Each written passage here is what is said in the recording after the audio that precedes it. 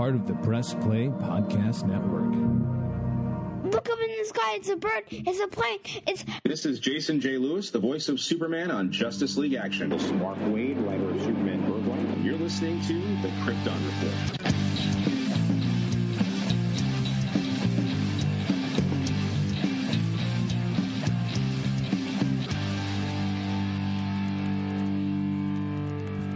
Hey everybody, I just want to post this so everyone can remember that in January, the Multiverse fundraiser page that I've been a part of will be doing our yearly fundraiser.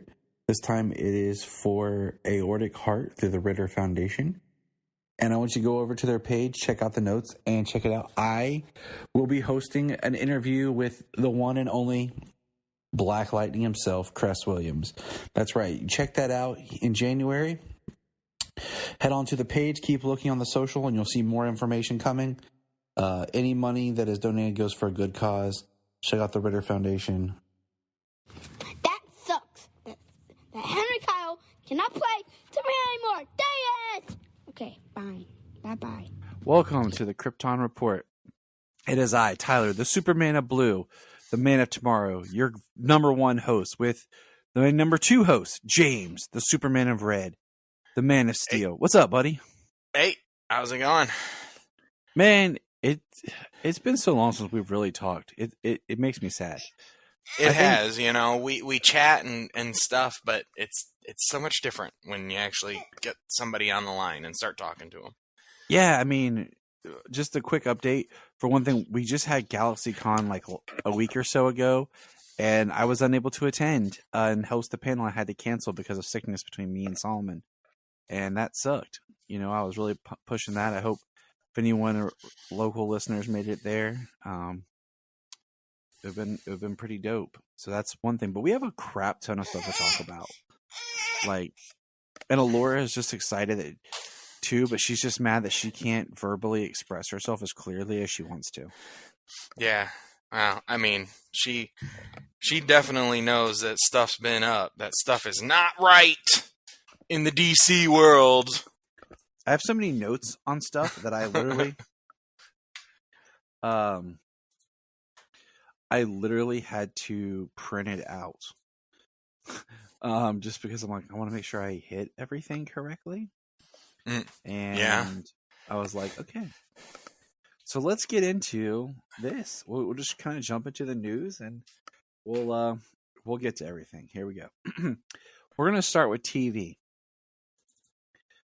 The Flash, the final season of The Flash, has revealed that it was rumored to be in January, but it has now revealed itself to be February 8th. And they released a 30-second teaser TV spot, and it was cool. You saw the new Captain Boomerang. You saw, I don't know, the usual people, but Captain Boomerang stuck out for me. I was gonna say it was quite a bit of flashes. They had the only one that I specifically recognized was was he Pied Piper? Yes, that's who I was thinking of, Pied Piper. Heck, back from what, the first season? He was in season 1, and then he appeared again, I think, in season 4. Yeah. After their quote unquote Flashpoint episode, or Flashpoint something. So it was like 3 or 4 or whatever. He came back, but yeah, Pied Piper, and somebody said "Run, Barry, run." So I mean, you can't go a season of the Flash without "Run, Barry, run." But it was like, you know, it starts with Joe saying to him like, "You've done so much in these past 9 years," and it's crazy to think it's been that long. Like 9 years. I feel like 10 years of Smallville, I feel like it took a long time to go through. But the 9 years... Not as long when you're binging it. I mean, yeah. But I mean, just thinking about life, man. Like what I did in those 10 years of my life. Yeah. But then, you know, the Flash was on, and it feels like a blink of an eye. But yet I've been raising my son who was... Yeah, I know. Yeah, isn't that ironic? The Flash in a blink of an eye. Yeah. So, but also, okay, so I guess they're going to try to pull out some stops, quote unquote, because the Flash is going to have a big guest appearance. We already know that Batwoman is going to be there, and the other big guest appearance is Dreamer. Yes, Dreamer, Nicole Maines. Yeah, long pause because I don't care. Because I mean, it's like this. Look, she was fine on Supergirl. They ran her character's course, but how about we actually have Kara show up? Because her and Barry had great chemistry, and actually make a significant appearance instead of getting like the C tier character from Supergirl to show up. You know, especially after this is the last. Yeah, I mean, I was hoping with it being the final season of The Flash that they could get others back, like bring Supergirl back. I mean, they kind of had some epic crossovers with Flash and Supergirl. Right. I mean, I hate the term like the Arrowverse shows because Crisis proved that all of those shows produced by Berlanti are in the same universe, multiverse. So technically, Titans is an Arrowverse show, even though it was never on the CW. Doom Patrol, but The Flash is the last Arrowverse proper show that's ending. Next thing we'll know, they'll be like Citizen Steel from Legends appears on The Flash. I'm like, oh, come on, man! Like, give us a good character,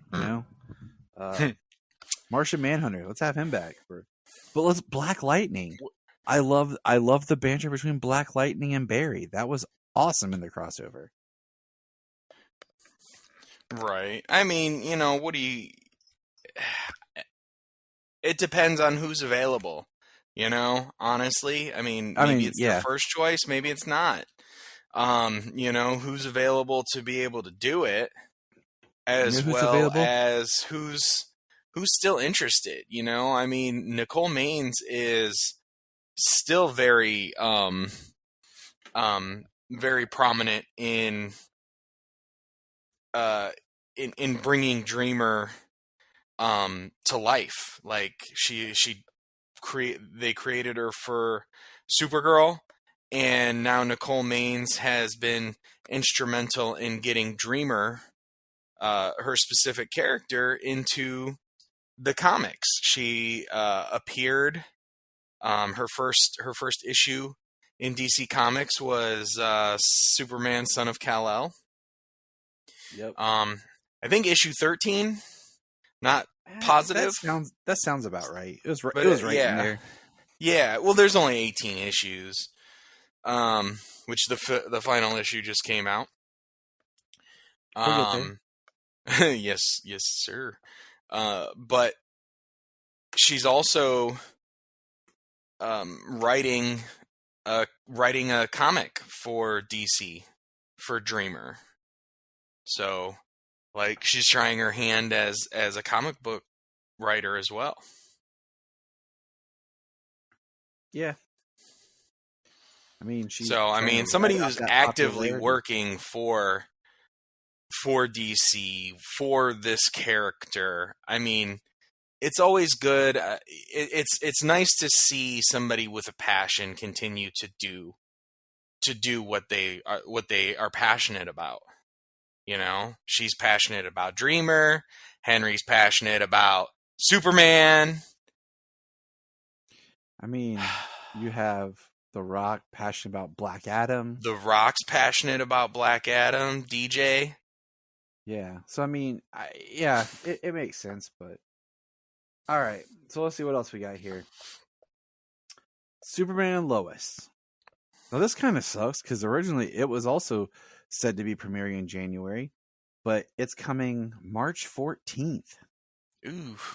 I missed that one. It is premiering March 14th, the same day as they're also going to premiere at 9 o'clock Gotham Knights. So they're going to Oy use vey. Superman Okay. and Lois to lead into that.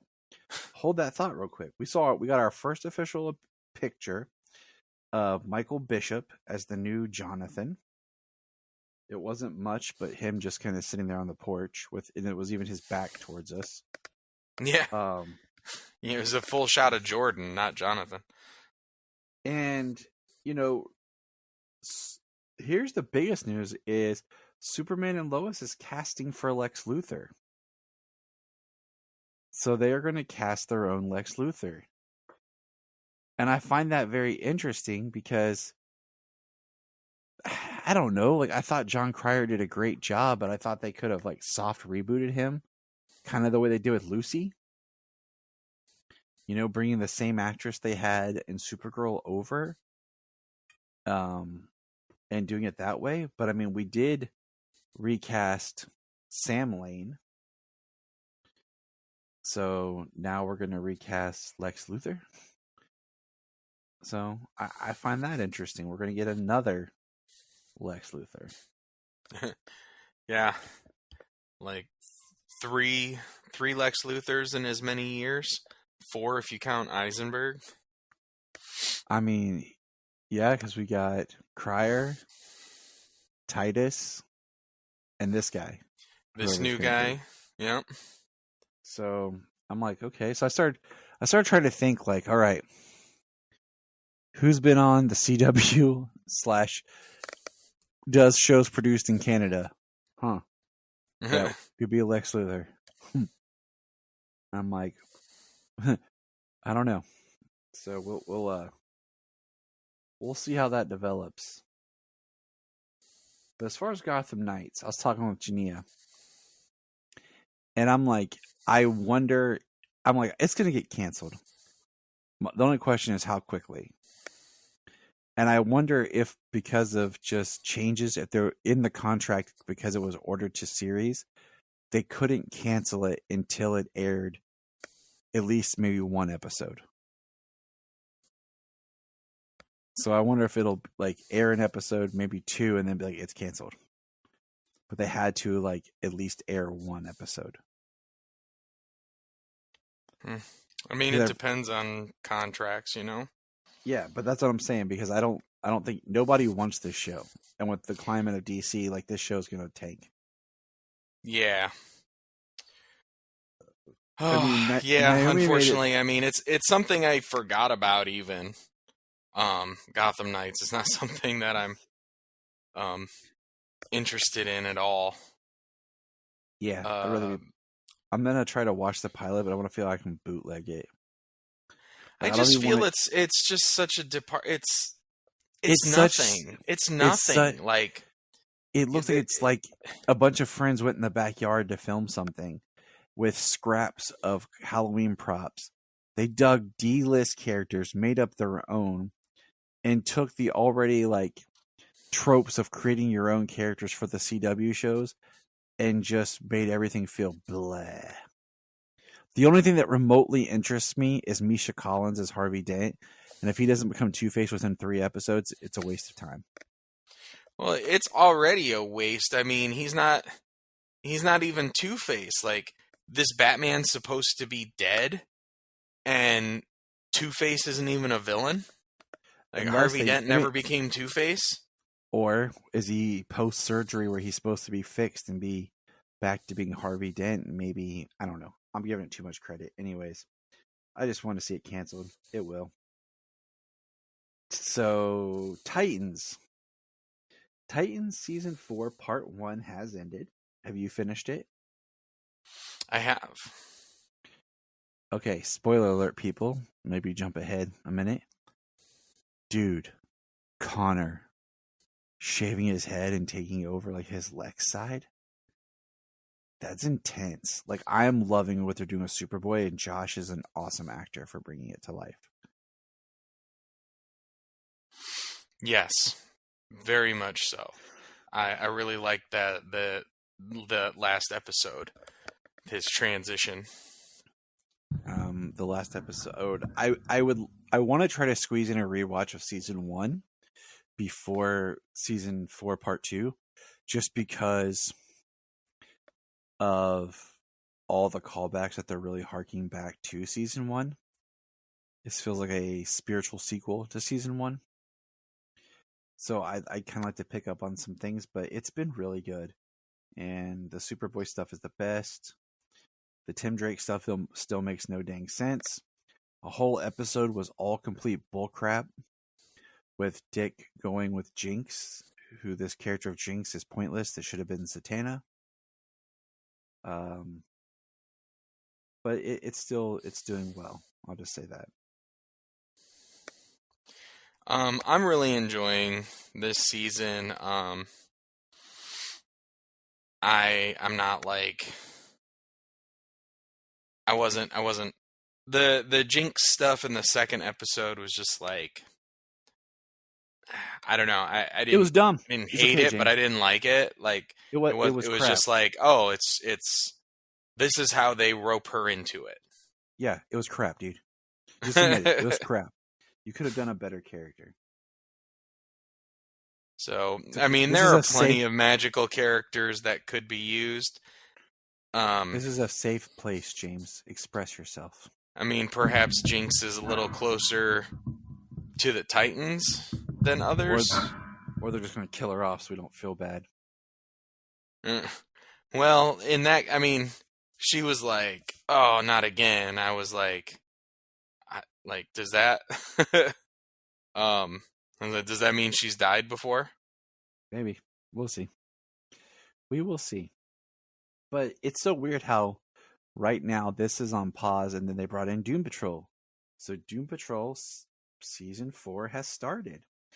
And the first episode features a scene that involves a cameo from James and Brian, who now works for IT. And that's all I'm going to say about that.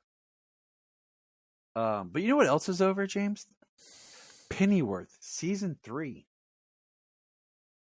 And I will say this. I really like season 3.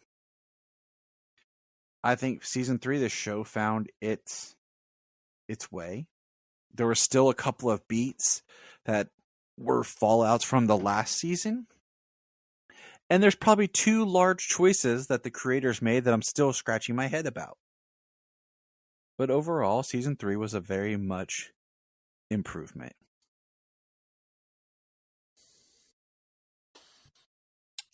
I haven't gotten to season 3. I just started season 1 again for myself, but for Jamie, she's really enjoying it. We haven't finished the first episode because she had to leave, but she was really enjoying it. And Season 1's so weird. It's like the first few episodes are great, then we take a dark, weird turn, then we return to more normalcy-esqueness. But yeah, it's an interesting show. It's a very interesting show. But yeah, I'm definitely gonna finish it up. I'm looking forward to getting to it. I finished Titans season 4 part 1, and then I didn't get a chance to finish Doom Patrol season 3, which we are working on now, so we can watch Doom Patrol season 4 part 1 as it comes out, as we catch up on that. That's cool. Yeah. You know what else you need to hurry up and catch up on so we can talk about it? Stargirl season 3 just ended, which was the series finale. And dude, that was an amazing season. I look forward to checking out. As soon as it hits HBO Max, I'm on it. I had to buy it because I wanted to support the show. But it was so good. The ending, there's kind of like this little tag scene at the end that I feel like they when they found out that the show was being canceled, they filmed to kind of give you some sort of sense of what's gone on. But I literally sat there and watched the final episode on my couch, curled up with both my kids watching it. I had a long conversation with Jania about how Stargirl is the best DC show that they didn't take advantage of and they didn't really promote. And she's like, better than Superman and Lois? And I said, As a show, yes. I was like, the drama didn't feel overly done. There's no character that I find annoying. And the dynamic between everyone feels real and natural. And I felt there's a positive message inside. I mean, as much as I love Superman and Lois, and it's my favorite, there's certain characters that I find annoying, kind of like the way they were doing Allie and Chrissy and even Lucy last season and stuff. Like, certain beats, I'm like, this feels repetitive. Or what they did to Kyle, I'm like, oh, really? But man, Stargirl was so good. So good. That I hate to see it gone. I really loved season 1. Season 2 was very good as well. And yeah, I hadn't gotten a chance to watch it, you know, when Superman and Lois had been coming out in the CW. It kind of fallen off of most of the CW stuff the last couple of seasons, except for Superman and Lois. And I bought those to watch them. So as soon as they dropped next morning on Prime, I was watching them. Yeah. Got up early to watch it. So yeah, that's what I did with Stargirl this time around, and I'm gonna do it with Flash season 9 too, just because I don't want to. I don't want to watch anything, because as soon as like I deleted the CW app because I got tired of the commercials.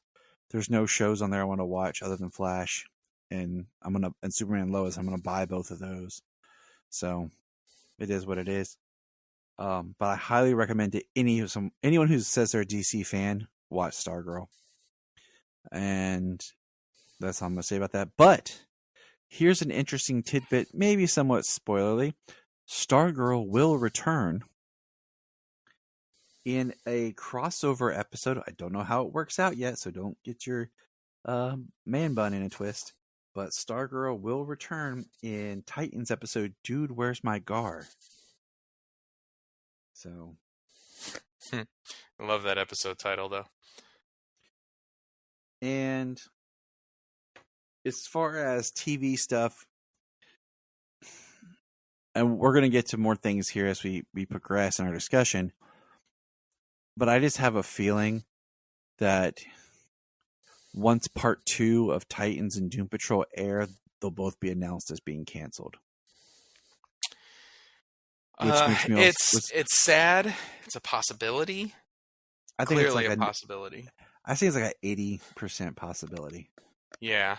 I mean, it seems almost more of an inevitability at this time, just with the way that things are going. And I mean, makes me scared for not only the way DC is reshaping, but also the way the CW for Superman and Lois is being reshaped itself. Like, it was just bought by somebody who wants to create cheaper content and streamline their shows or whatever. So I think once Superman and Lois is gone, I will probably never watch the CW again, and it'll eventually, I think, fade away and disappear. Because I feel like it had its niche with that, like, teenage young adult audience, and they're gonna lose that. Like, it had like, well, there's certainly it they started with certainly will lose Buffy, the DC.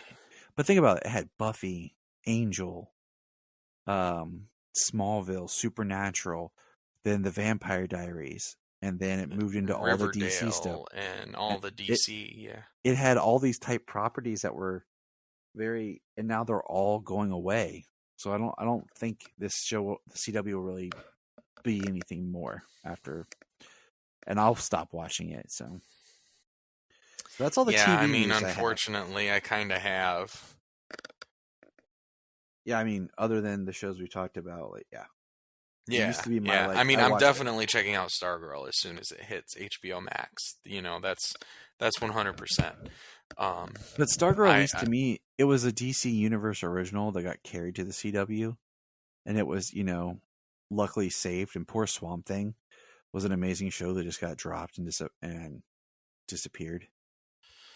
Yeah, and you can't even stream it. That's what kills me. It's not even on HBO Max. It's the one that gets forgotten that it ever existed. Is it still on the CW or CW Seed or something? I don't I'm know thankful if it I've got is. my Blu-ray and my digital copy on Vudu. So Yeah, I bought the DVDs because that's the only thing I could find. It was on sale for Black Friday last year. But you know, I don't know if it is, but if it is, it's the edited stuff. yeah, But we're gonna move over to video games. nah. Yeah, that's why I'm just like, yeah, blah, blah, blah. Video games. I got two little tidbits. One, there's a new open world. How would you describe this? Open world kids style video game coming? How would you describe It's it? very cartoony. Yeah, but it looks like the kind of game that'd be for an app, but it's going to be for PS5, PS4, Xbox Series, Xbox One, Switch, and PC. As I say, it looks like something I would expect to see on Nintendo, like a Switch game or something.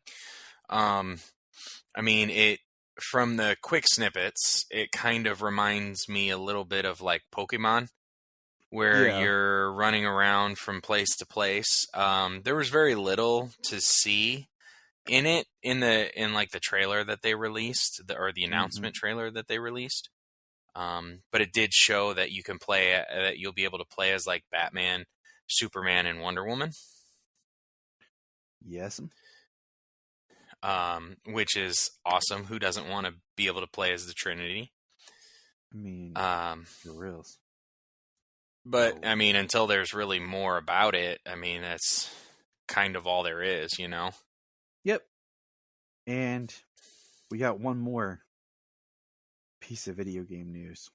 I mean, it'd be something I'd be interested in getting my hands on. I always at least try most of the DC games I can find.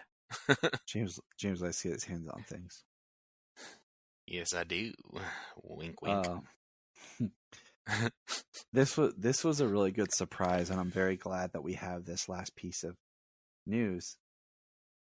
We learned that Suicide Squad killed the Justice League. Batman was, for the last time, is voiced by Kevin Conroy. That he did record voice for that video game before his passing.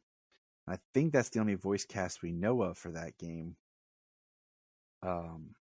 So that is kind of exciting to have one more performance of Batman, because the last thing he did was the Multiverses game, which is not really something you want to kind of go out on.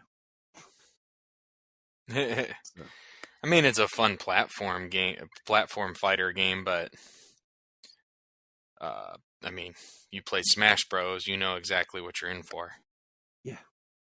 But speaking of this Justice League versus the Suicide Squad kill the Justice League, it was like a little trailer we watched where the Suicide Squad's like beating up the Flash, and the Flash doesn't look bad. He looks okay. Superman looks like John Cena.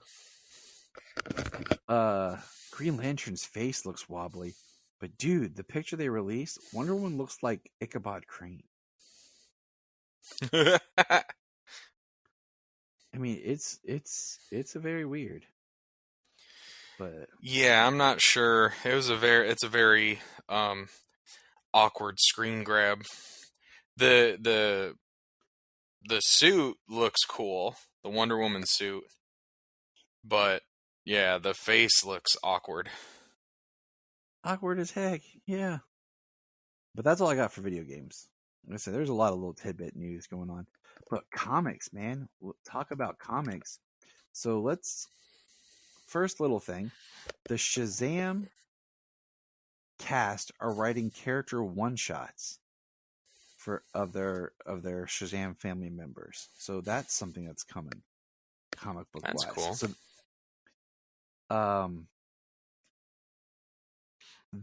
So Superman and John Kent are getting their secret identities back. Reinstated in Action 1050. We knew it would come eventually. Yeah. The one thing, so I watched quite a bit of the interview that the Aspiring Kryptonians did with Philip Kennedy Johnson. And he was talking about them getting them back and how it's not just poof, magically they have their identities back, but it's going to be something that it works through the story. Yeah, he's like, yeah, it's something that works through the story. You mean like poof, the identities are back because of Dark Crisis? Nah, man, nah. Like, that's not it at all. But yeah, I'm interested to see how it happens. And well, you haven't. I was gonna say you haven't read Son of Kal-El 18 yet, have you? No, I'm behind, dude. I'm broke. Okay. I have kids. It's Christmas time. I'm broke. I've not. Also, because my comic book store has horrible hours, and every time I try to get over there, I just haven't been able to. So we have this new Superman series coming called Superman Lost. It's a mini series. DC's Man of Steel is about to go on a one-of-a-kind journey. On Friday, the publisher announced Superman Lost, a 10-issue miniseries that will be launching on March 14th. Lost will reunite writer Christopher Priest and artist Carlo Pagulana, the Eisner-nominated team behind DC's Deathstroke. The series will see Clark Kent thrown into a unique set of circumstances after a Justice League mission leaves him suddenly stranded in space for 20 years. Superman Lost has been several years in the making, and it's been incredibly difficult for me to keep quiet about this, Priest said in a statement. Okay, cool. You know what? I'm going to read it on the DC app. That's all I'm going to say. Like, you know, I mean, that's a good thing. I mean, they have a couple of they have like some of the pages from the issue, you know, here to read. Blink is issue 1, Superman Lost. And I'm like, okay, but you know what? I'm just going to read it on the app. That's 10 issue commitment at almost $5 an issue. And it's a mini-series, self-contained. Okay, but app, here we come. And then you know, I mean, come on. The app is excellent. Exactly. I'm closing in on 200 issues since I got Ultra in October, and I've read, you know, Fear State and Shadow War and Trials of the Amazon, and I'm reading Dark Crisis right now, and, you know, Black Label books, One Bad Day. I mean, almost 200 issues since October. I mean, it's done paid for itself 4 times over now. That's why it's worth it. I mean, it just is. You know. Now, they're doing this Dawn of DC series, and Mark Waid will be writing Shazam. And that's kind of exciting because I feel like the way they're going to do this old school style Shazam / Captain Marvel, but I think he is called Shazam, fits Waid's storytelling power. But do you understand this Dawn of DC thing? Forging the future one hero at a time. They're doing the Lazarus Planet, and they're doing this. Do you understand what all this is? I mean, I don't specifically know, like, what it's all supposed to mean. I'm still, as of yet, like I said, I'm reading Dark Crisis right now, so maybe there's something that comes out of that. But I do know that there are a lot of different books coming out, and some of these, I don't know, anthology type books, like Action, where it's going to be stories written about different members of the super family. I'm intrigued by how they're going to do action in the super books. Like, I feel like it's going to be a strong year for super books. Yeah, I mean, it's the 85th year since Superman was created. But it's just like, I'm not sure what their goal is here, you know? I mean, we kind of had a big thing come out of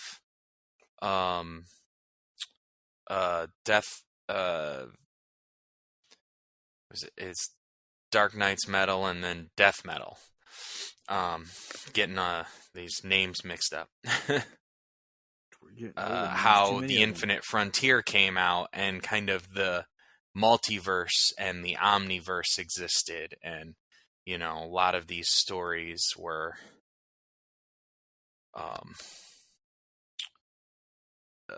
interconnected, and you could kind of just kind of the interesting thing that some of the stories have done is reached back to a story that happened a long time ago in an issue, and then they started writing something like they took, I'm trying to think, there's an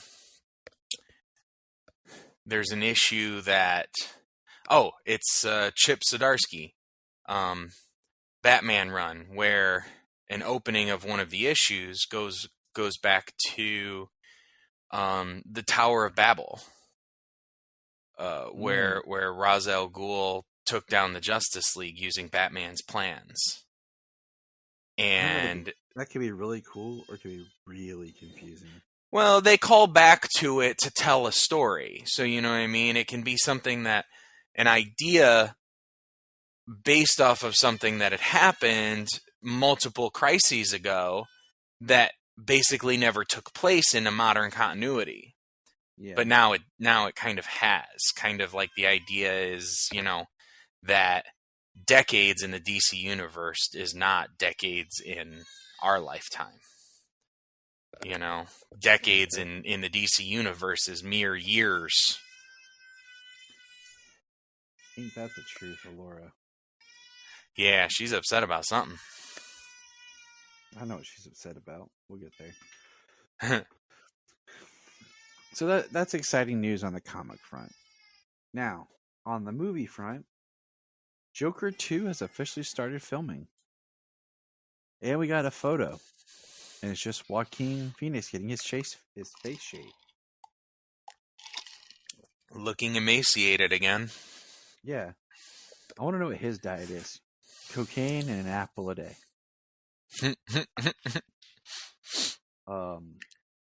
Black Adam will hit HBO Max, I think, tomorrow, as of this recording. And tomorrow? It is reporting that it has made a profit. It got its Japanese release. But it never got its Chinese release. And I feel like, or Russia, I think. So, like, all of Asia, nothing. So that really sucks, because I feel like that movie may have done well there.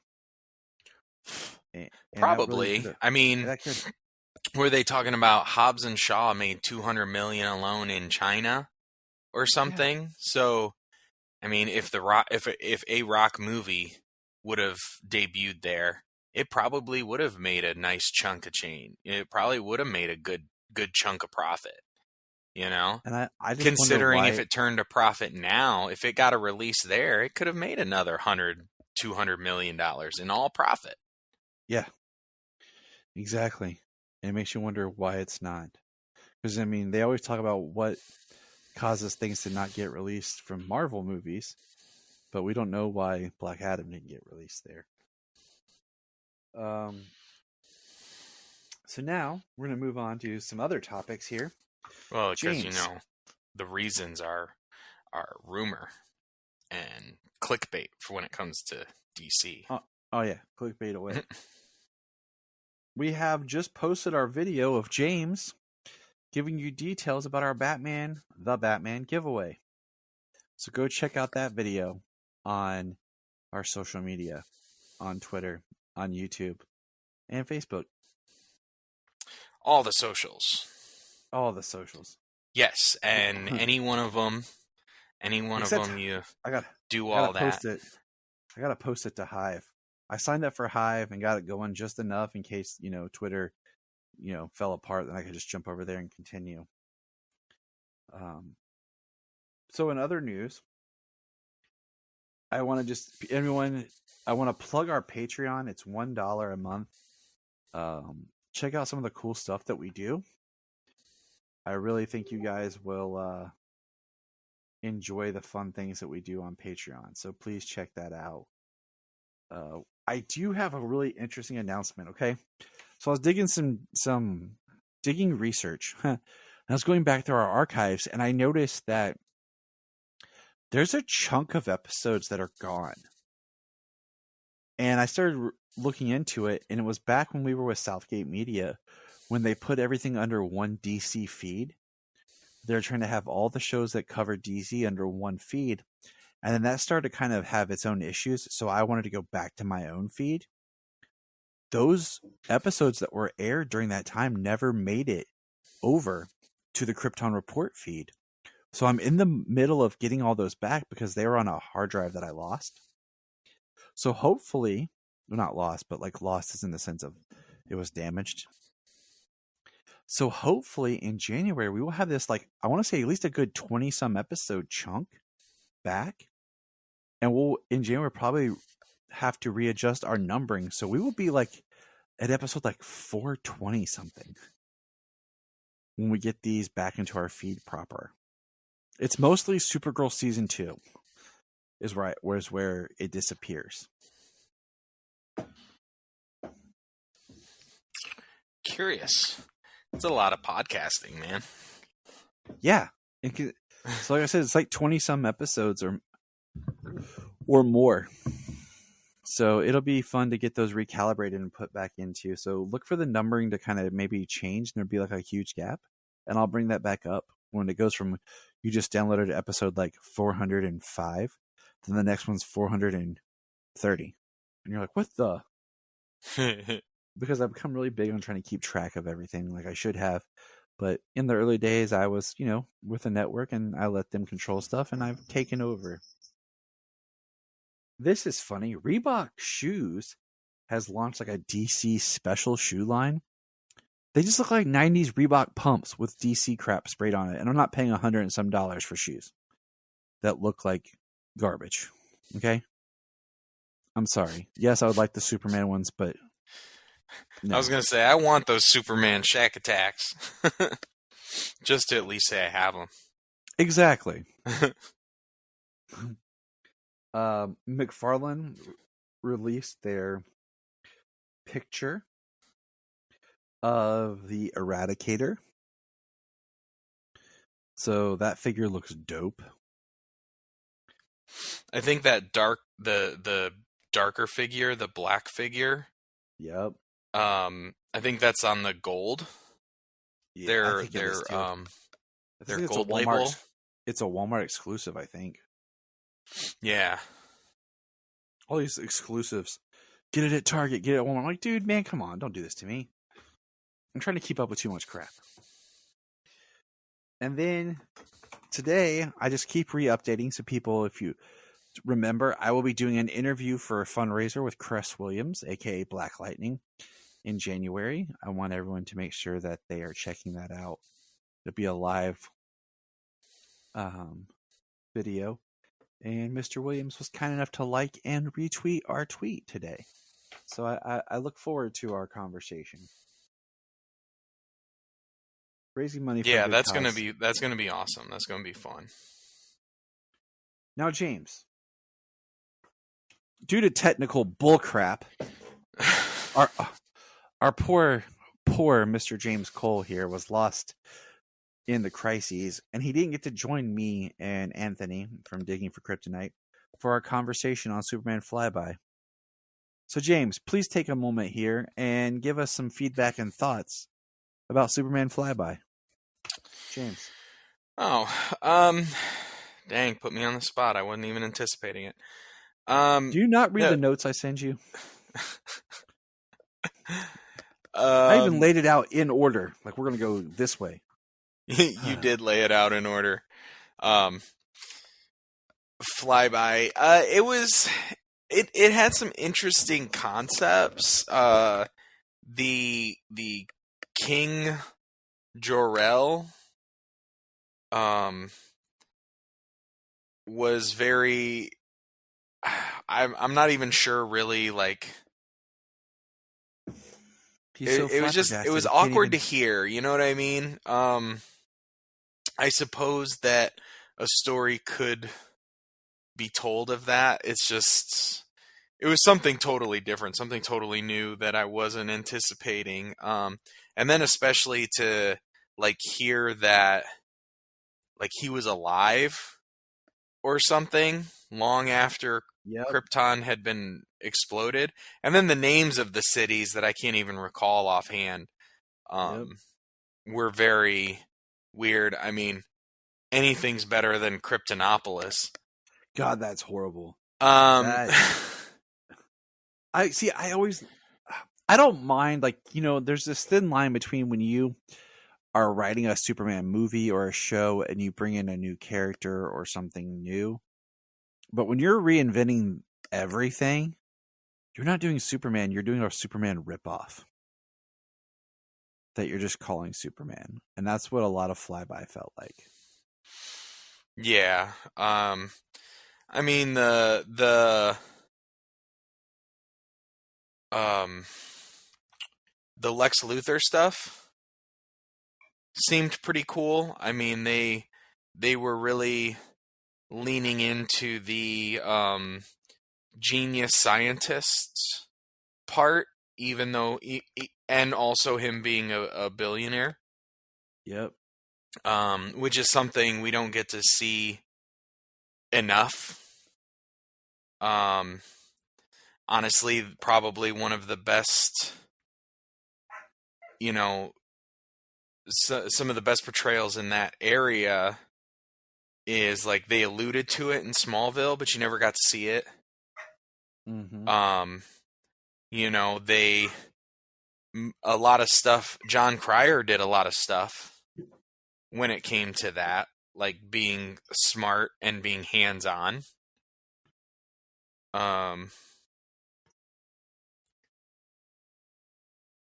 So it was just, I think it was too far removed. And I think that's probably a big reason why it never made it to screen. It's like a what if, like an Elseworlds where everything's completely made up. Mm-hmm. Nothing's what it is, you know? I mean, in Elseworlds, like Red Sun, I mean, even if you forget the ending, like the very ending, like Krypton exploded and a ship crashed someplace, except it was this place instead of that place. Yep. You know, there's still core things that are attached to the character that you can't leave, and they were abandoning that stuff. I mean, but then stuff like that just shows like how much do you really know? It's like when we heard the story of Man of Steel. Well, we can't have Superman destroy his ship because how's he going to get back to Krypton? What do you mean? He's on Earth because Krypton's gone. He's not going to Krypton. You don't know. You don't care to know. Yeah. Yep. Like, you want to tell a story, but you have no concept of the source of that story. Yep. You're just going by it by name. Yeah, and that's all they hope for is name recognition will do it. You know what I mean? Not that it's actually true to the source. So, yeah, I wanted to get your thoughts on that. But all right, so now we're going to shift and we're going to talk some comics. We're going to press pause and hear a few words from our other podcasts on Press Play Podcast Network. Hello, Brooks here with the Books with Brooks monthly book club podcast. Here's how Books with Brooks works. We read one book a month and then we talk about it. Classics like Stephen King's The Shining, debut novels like We Are the Brennans by Tracy Lang, and tons of other compelling, life-changing stories, one book and 1 month at a time. So come read along with us and then listen in. If you are like Tyler and James and can't get enough Super Talk, check out these other podcasts. Digging for Kryptonite, Supergirl Radio, The Last Sons of Krypton, the Superboy Legacy Podcast, All-Star Superfans, Superman the Animated Podcast, The Aspiring Kryptonians, Always Hold On to Smallville, The Geek of Steel, and Truth, Justice, and Hope. Remember to check out Krypton Report on all social media platforms. Go to linktree.com/Krypton Report. You find all of our information. $1 a month. You'll get extra special content that you don't get on the main show, like movie commentaries and whatever else comes out of our mouths. So check it out, patreon.com/Krypton Report. This is Dan Jurgens, and if you want to have a good time, keep listening to the Krypton Report.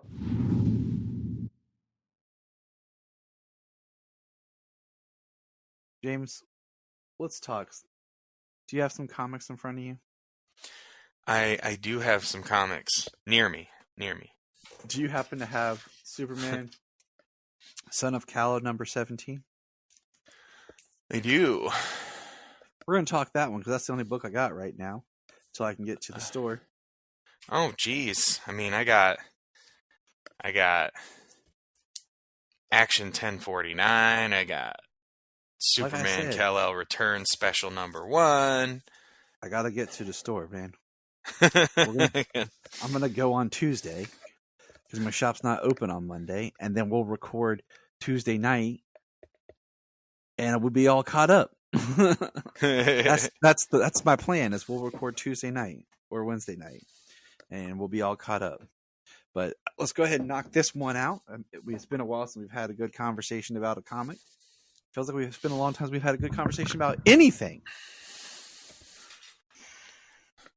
Yeah, because there's been a lot that's been rough. We're 50 minutes into this conversation, dude, and we've just talked about minor news. Okay? Yeah, we haven't even gotten to the big stuff. Yeah, that's why I saved it for last. So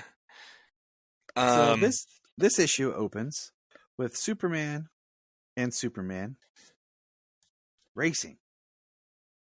And it starts with up, up, away. And John and Clark are racing each other, and they're on Vega 3. And they're talking, and then, this issue's... First of all, can we just talk about the awkwardness of Clark's nipples on the cover of this? Like, just not wearing a shirt and his overalls. Like, it's very interesting. Well, that's not how you wear overalls? I could have swore. I mean, yeah, I can.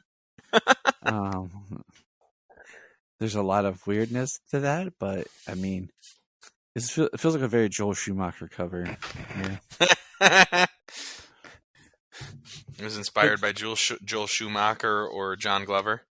Yeah.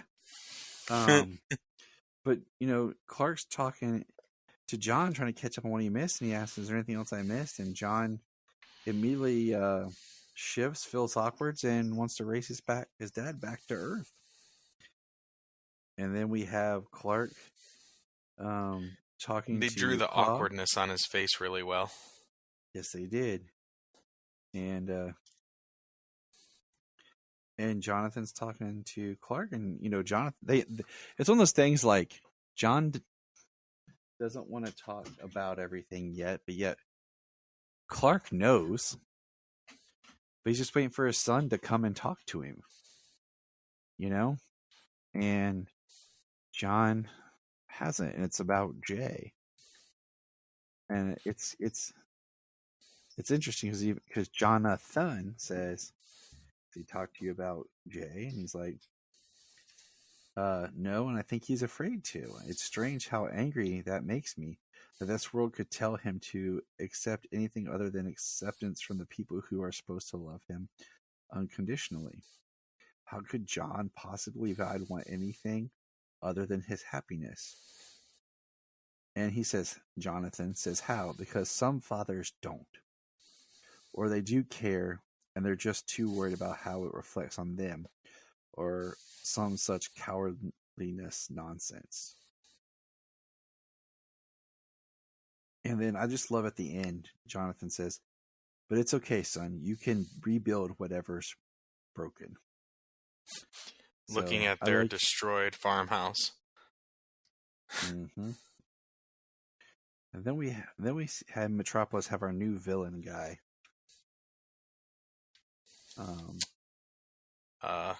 Luis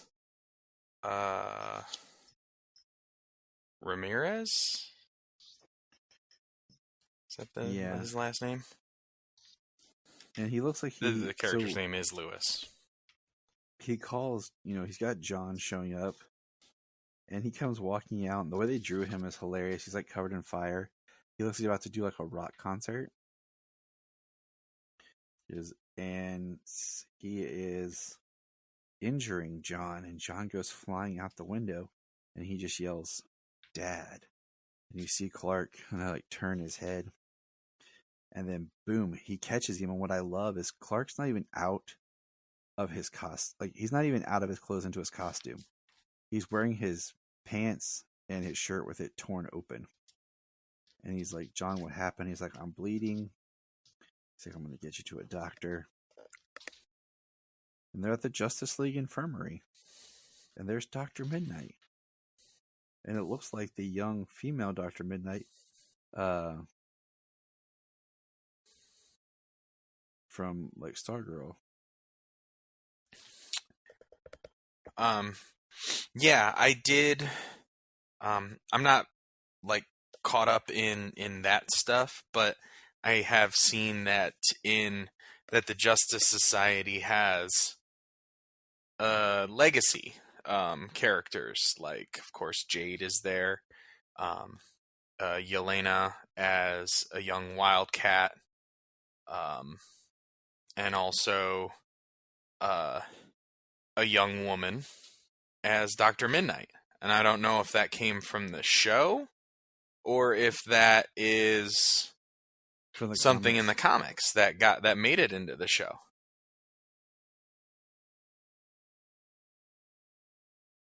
Mm-hmm.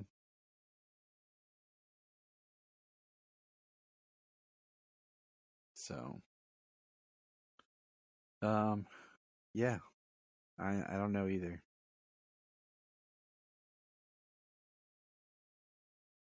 But, and then, John's in the hospital and they're talking about, he's like, Nightwing is investigating.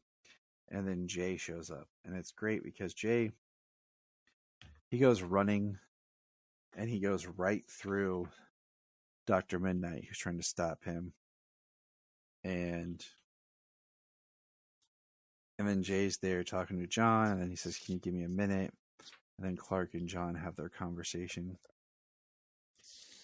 And he talks about how, he says, "I don't mind that you went away. I know why you did.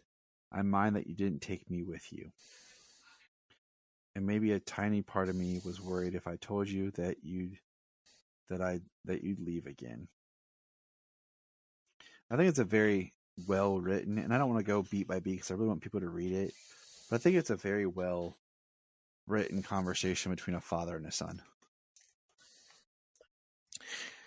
Well, what's really cool about this story, this whole arc of Superman, Son of Kal-El, is all of these issues.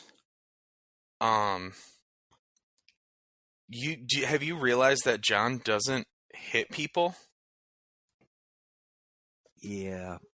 There's maybe one scene, one shot that John doesn't hit people. Like, this has been a slow burn, it's been a build up for John to become like, I think this is a really well done story arc for John to kind of grow into the mantle of Superman. Yeah. You know, I feel like if this had been done,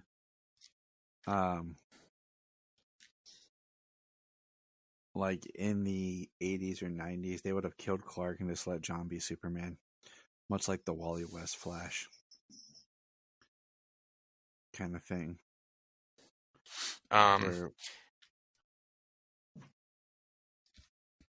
Yeah, I really love this. I really love this story. I really love these books, these issues. One of my favorite parts of this issue is, which is really cool because we got the Kents back. You know, they got brought back to life. Is we have Superman. We have Clark talking to his father, Jonathan, about being a dad. Yep. And it's just a great exchange. Like, Clark's still learning life lessons from his father. It's how it about being a parent. So. But yeah, that was a good book. Like I said, that was the only one I got, and we'll catch up on comics. And now we're going to talk about James's favorite thing in the world. James, which issues of Superboy did you watch? Episodes, not issues. What episodes? Okay. The assignment was 18, 19, 20, and 21, but did you get through them? Yeah, I got through them. I might have even gotten through more. All right, so here's the summary. I'm looking up my... Abandoned Earth. 2 aliens claim to be Superboy's birth parents, Jor-El and Lana. Or it's not whoever put this is stupid. His birth parents, Jor-El and Lara, come to Earth looking for their son. What do you think about? And then it's like a 2-parter. It's Abandoned Earth and Escape Earth. Escape to Earth, yeah. So that's 18 and 19. What do you think about that? I mean, when I think about it, like it as a whole, it reminded me of the Main Man, the Collector issue episode of Superman the Animated Series, where Lobo goes to collect Superman for the Collector. I don't think Collector is the right name, but that's what he is. And that's what these people who are pretending to be his parents end up being. They go to capture him and try and contain him for their collection.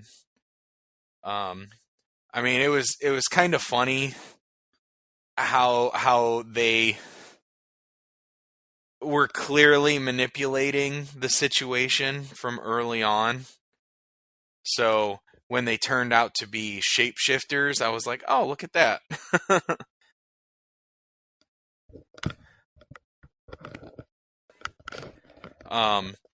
It was kind of funny though how quickly he's like, yeah, I'm leaving Earth to go to Krypton and come back. if you pay attention, this is the first time that Krypton's really ever brought up. And even as it goes on, like I'm in season 3, like I took a break for a while. And the episode I'm in now is about him still trying to figure out where he's from. So this definitely plays with things. Yeah. Yeah, they were okay for a 2-parter.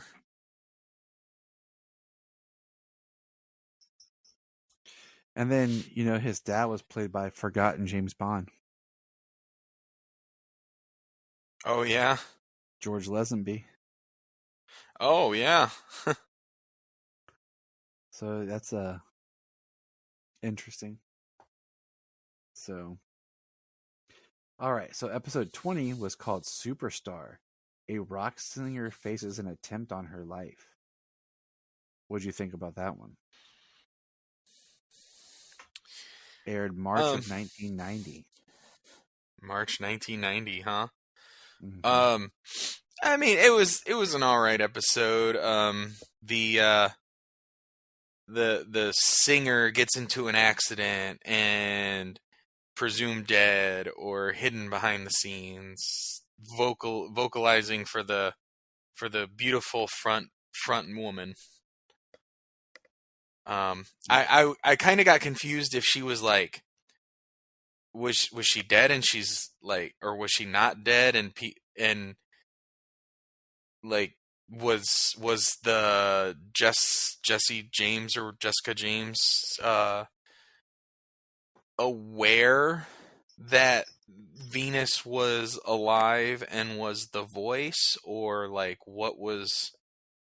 Because I know she was like gonna like rat it out or whatever, but it almost didn't even seem like when the episode was over, like she didn't say, "Oh yeah, Venus is alive. I've been, performing with her vocals this whole time." Like it didn't even get that far. Like there was the attempt on the life, and then I don't know. I kind of blank on the end of that episode now. Yeah, because I feel like somewhere in there, they just kind of got lost and didn't really make it clear. Like almost like they didn't figure out if was Jesse James never aware of it, or was she in on it? Like, was she a good person? Was she a bad person? Like, what kind of person was Jesse James? Like Jessica James, whatever.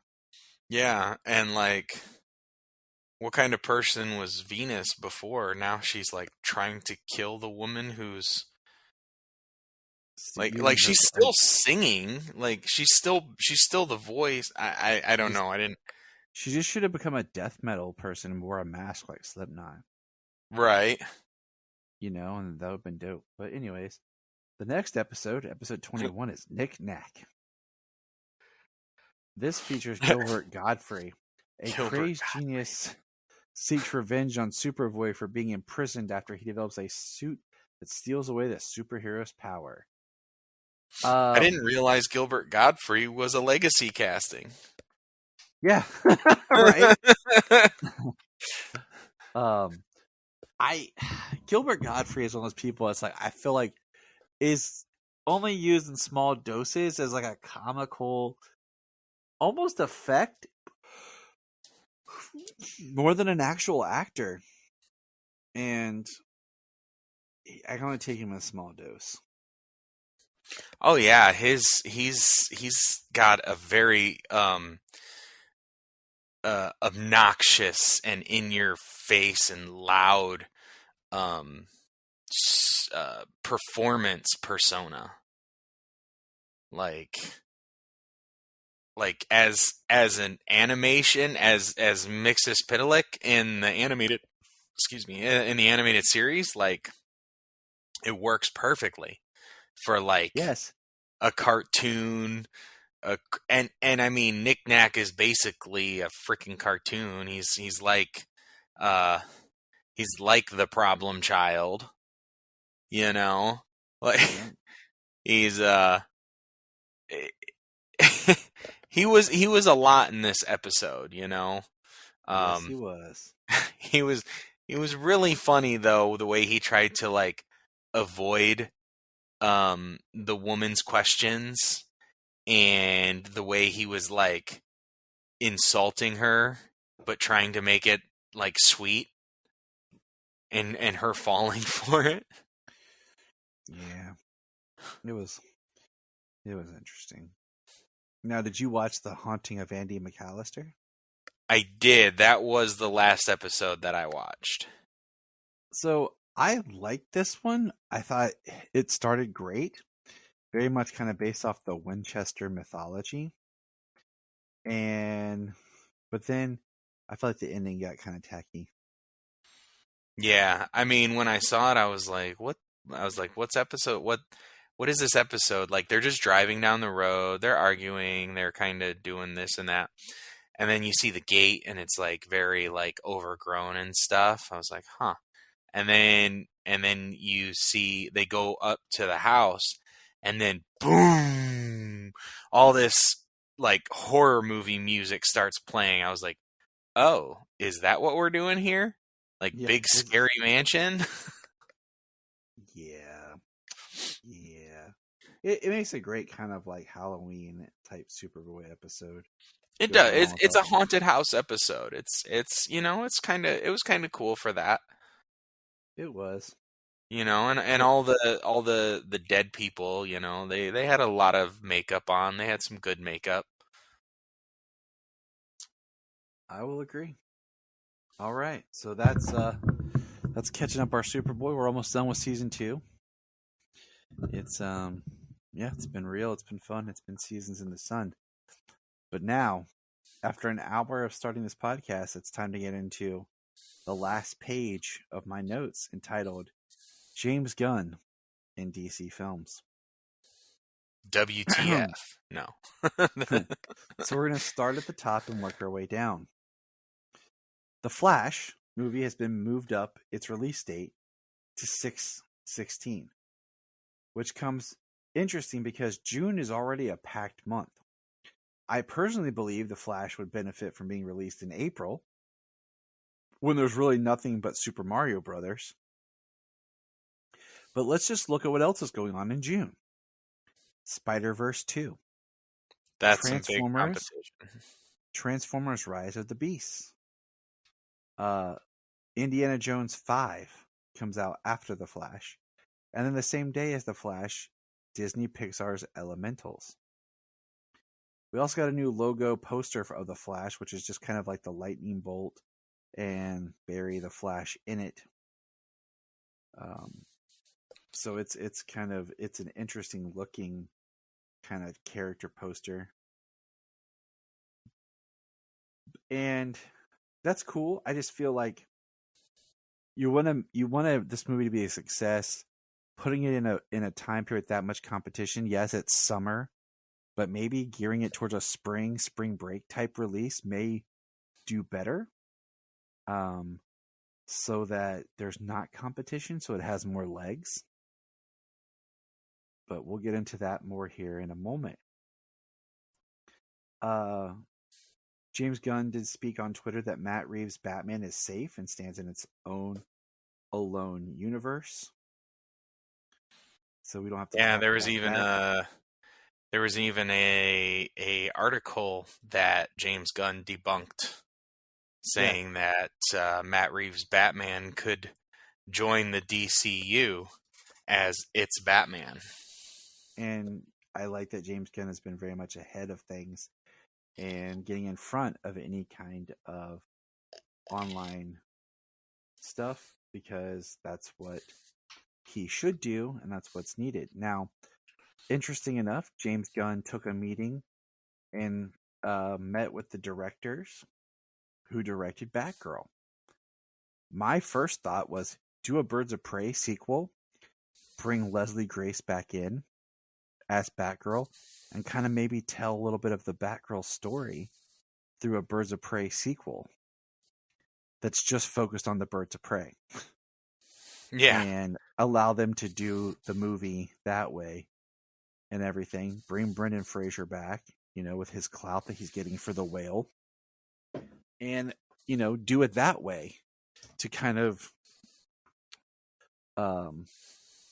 just kind of bring everyone back, So that, I think that could have been really cool.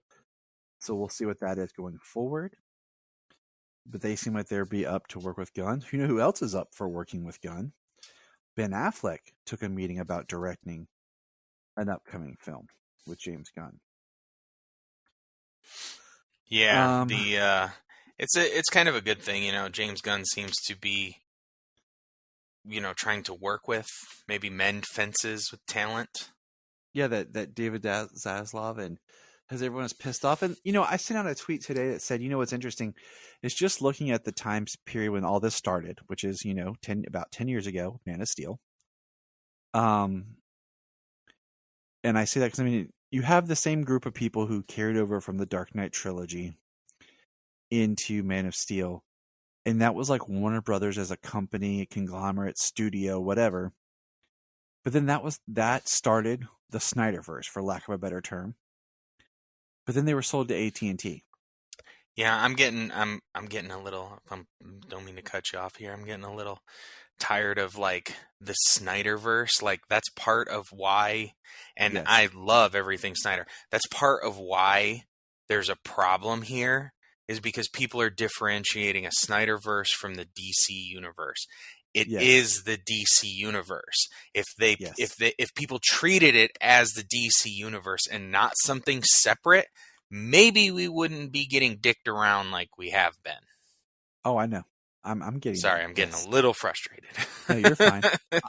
My point is, you had that regime, then you have AT&T who come in, who change things, and cause the Justice League debacle, and then try to start their own path, and they knock out a couple of movies with their leadership, and then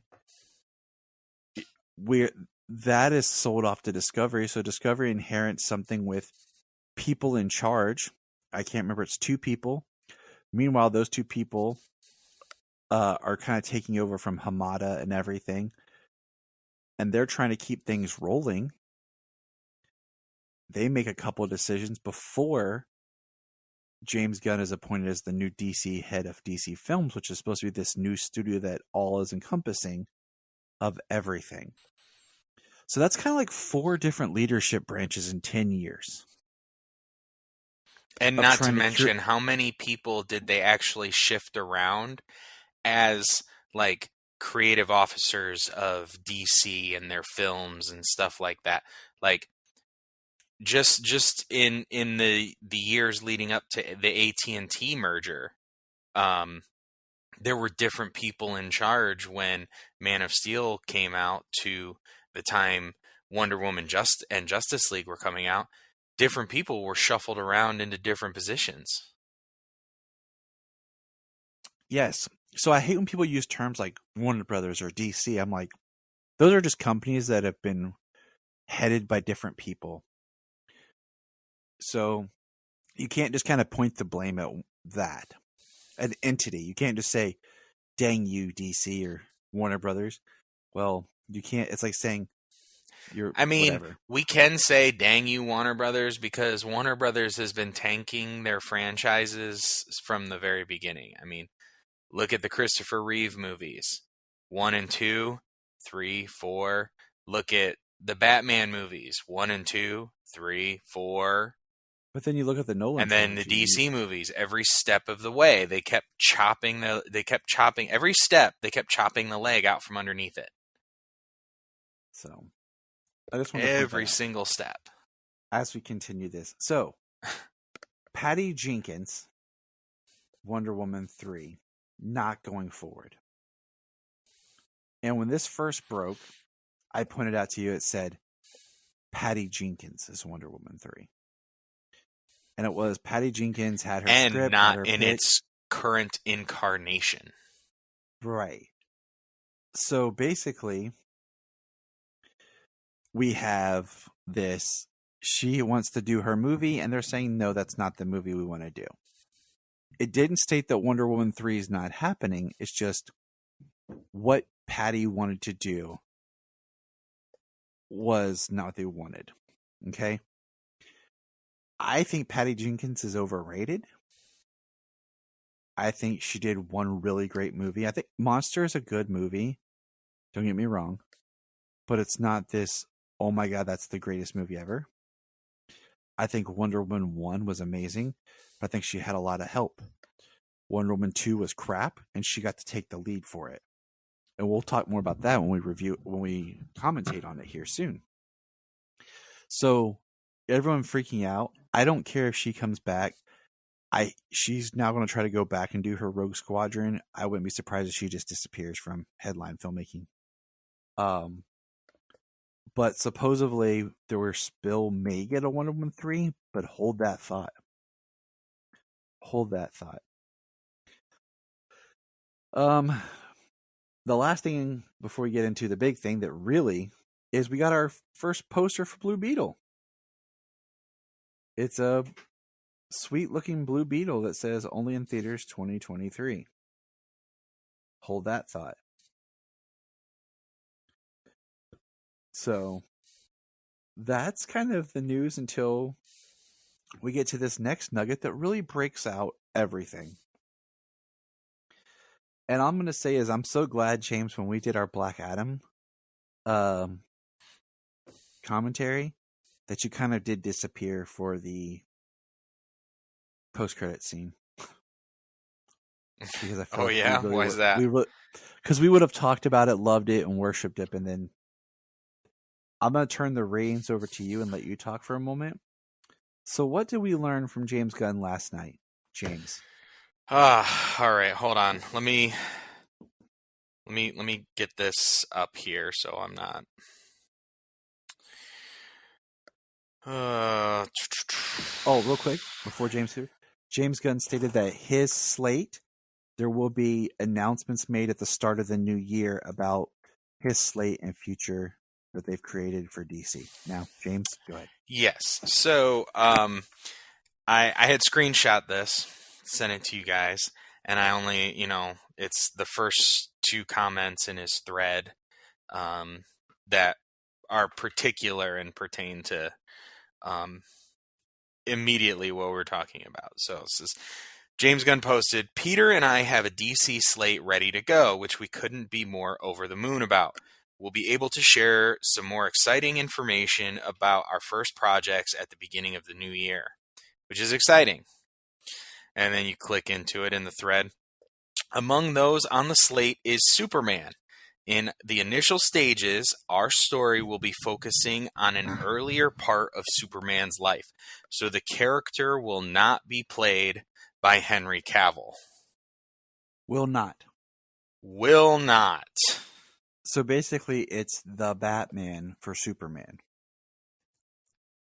And not an origin movie, but just an early story in the character's life. Yes.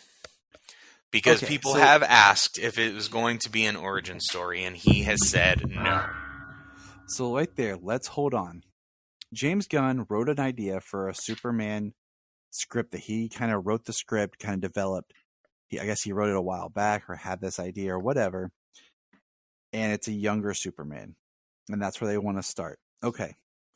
So I said hold that because the whole conversation about the changing of the leadership was the interim people who were working between the Armada and then the James Gunn. They're the ones that initiated the return of Henry Cavill. Because they were working with the current slate of Black Adam and everything and moving forward with their plan. Okay? So if people who are like, oh, Henry jumped the gun and he did this, I don't believe that because he has played the long game. He has played it chill. He came back and did the Black Adam thing. Well, and I also have his post here as well. I know. I'm getting there. Oh, my bad. So I'm saying that because there's people who are dishing that Henry jumped the gun and said he was back before he was back. And I don't believe that because of how he's reacted. And it's just because all of his stuff came out before Gunn was in play. Yeah. Much like I don't believe that. Go ahead. I don't believe that either. We have talked about it, especially when he had come out, when he posted his video saying, I'm back, I am Superman. We had discussed it as tight-lipped as he had been, as quiet and professional as he had been through the entire crap storm that was Justice League and beyond. He's been quiet, he's been professional. He hasn't said anything until that moment. And in that moment, per his own new post, was he was back. And I don't think he would have done that if there wasn't at the time a plan. If at the time he wasn't given the go-ahead to say this is what we want to do. The go ahead and do that. Right. Because it wasn't like a week or two after he did that is when James Gunn got the job. Yeah, so Black Adam came out October 21st. The very beginning of November, maybe even November 1st, Peter Safran and James Gunn were announced as the new heads of DC Studios. So, like I said, it's just the regime changing, and the new people who just got their job are coming in and they're cleaning house. And that's why I say about Titans and stuff being canceled is I think with their new plan, they're going to clean house, and try to organize everything under one studio, one banner, one group. Right. Well, we talk about things like Titans, okay? The Titans, every single member of the Titans is a legacy character. DC is huge with legacy characters. That's what they've been doing for the last handful of years, is actually trying to build those legacy characters up to be the new guard. That's actually been like part of the comics, a passage of time, characters growing, so I think, in the spirit of cleaning house and starting fresh, that they actually have that ability to create what we know and build a legacy to move to continue, building out the DC universe on screen. I agree. So here's the thing. So Henry is not Superman, and I feel as hurt as I am about that because I really wanted him to continue. We've kind of prepared for this since Justice League. But it's always been kind of maybe, maybe not, no, blah, blah, blah. We don't know. There's been nothing moving. We got the Shadow Superman. We got the Headless Superman. Then we get official Henry in Black Adam. And it was like, yes. And we were excited. And what I think is really heartbroken is he's been patient. He's done his thing. He left The Witcher. They said it was over creative differences and stuff, but that's just jargon. And was clearing his schedule. And now he doesn't have Superman or The Witcher. Yeah, it seems like he really got kicked in the nuts. Yeah, I mean, by the guy in the yellow or in the orange wig. And I made a kind of a joke, but at the same time, I'm like, how long do we think Henry's going to show up in the con circuits? Because he just lost one of his biggest franchises and, The Witcher, and now he's lost Superman, and he'll for always be Superman. He always will be. But it's like, the guy's a very good actor. I mean, there was the rumor that he was going to join House of Dragons. I hope that's true. He's a very talented actor, and I enjoy his work, and I feel really, really bad and just sad that he's lost this opportunity. He, maybe in the future there'll be something, because supposedly that he's, in the conversations with James Gunn, they talked about something else in the future, and everyone, of course, jumps to, a Kingdom Come thing. I'm not even speculating. I'm not speculating, but I would love that if they were to lean into the multiverse at some point, that he could be like a Kingdom Come Superman. I say do more of like Grant Morrison Superman the Authority style with him like in a future. Yeah. Yeah. Something that would different be, than that would be excellent. Than to try to be like Kingdom Come, because I feel like Brandon Routh did that really well. Style. But right. So let's think about that. Okay. I'm a continuity snob. Okay. Yeah, I'll admit it. So much that I talked about, the Snyderverse, quote unquote. I know we hate that, but just go with me. Being the pre-crisis And we then, hate the idea of the Snyderverse being the only thing. Like, we both Yeah. love Zack Snyder. I've been fan of Zack Snyder since day one, since friggin' Dawn of the Dead came out. I've seen every single movie. I own every single movie. and in my brain I had said, okay, the post-Crisis. That's how I rationalized it, because they had Ezra Miller in Crisis on Infinite Earth, and the post-Crisis movies were all the movies. They were the studio, Warner Brothers, Justice League, Aquaman, and everything since then, right? Because I like to keep continuity straight. And then in my brain, I'm like, okay, so what is this now? Post-Flashpoint, DC Films, James Gunn? Because here's my thought. If they're taking out Cavill as Superman, they want to reboot Superman, but they want to create something new. Are they going to wipe the board clean? Like, are we going to go back to square one? Because his Peacemaker and his Suicide Squad had carryover people that tied together loosely. But Waller and Harcourt appear in Black Adam, and then Black Adam appears with Henry Cavill Superman. So you can't really continue that continuity. We're supposed to get Peacemaker season 2,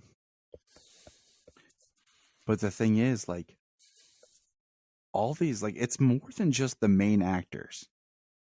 Like, we're watching Black Adam. It's like you're building Hawkman, you're building Dr. Fate. These great characters. Like, are you going to wipe the board clean with everybody? And I think that's what really hits hard is this going to be a complete hard reboot? Because if you cherry pick, it's going to be rough. Like, trying to get Margot Robbie to come back and be Harley Quinn, and she's got her own things going on. Yeah. So I mean, like, is the Suicide Squad, James Gunn, the Suicide Squad, and Peacemaker, like, yeah, they've got those things, but are they? They really can't be. Because the Suicide Squad ties into Peacemaker, and Peacemaker had Jason Momoa and Ezra Miller. Yeah, and then is the Superman in Shadow the new Superman that James Gunn is deciding to run with? Is the one that Bloodsport shot the one that James Gunn is trying to run with, or no? Like, in my opinion, kind of like, James Gunn is now steering the ship for every bit, okay? Yes. He's not going to have time to direct a movie or direct a show, because that takes a lot of time and focus, like, in one specific area to craft the entire world. You're crafting everything through he visuals. Might direct the pilot for season 2 of Peacemaker. Yeah. But he doesn't have time to write and direct, like, so much. So the idea also being, like, people are I'm sure are afraid that the DC universe is going to be all the Suicide Squad and all Peacemaker, but he directed those things. It's not